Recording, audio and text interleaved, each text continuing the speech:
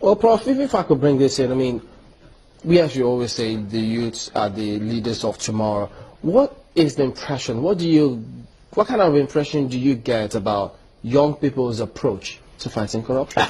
You know, there was a time when I believed naively, of course, that the next generation is the generation that will be slightly better than our generation. But I'm quite clear in my mind that holding all factors constant, the younger generation is, in my view, even more dangerous to Africa. Oh dear. Because they have learned from the older generation. Remember the age-old saying that when mother cow is chewing cud, baby cow, namely the calf, is watching very keenly. The next generation of Africans is waiting for the opportunity to be thieves.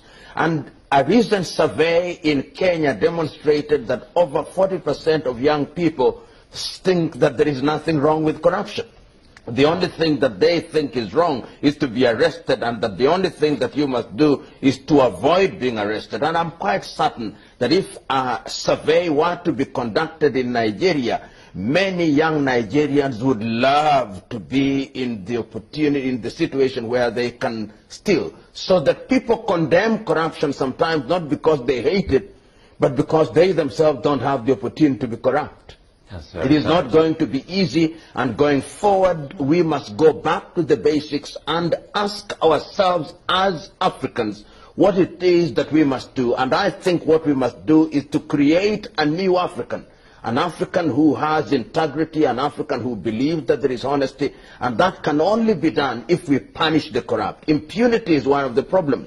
There is the story of one infamous Nigerian called James Ibori, who is now serving term in Nigeria, or rather in the United Kingdom. He could not be jailed here in Nigeria, and he is now jailed in the United Kingdom.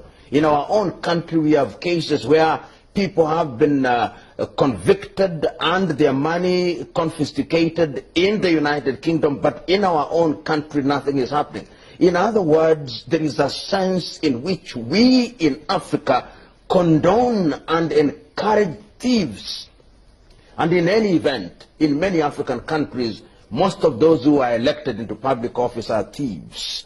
And once you elect thieves into public office, then you can rest assured that nothing will happen when the Occupy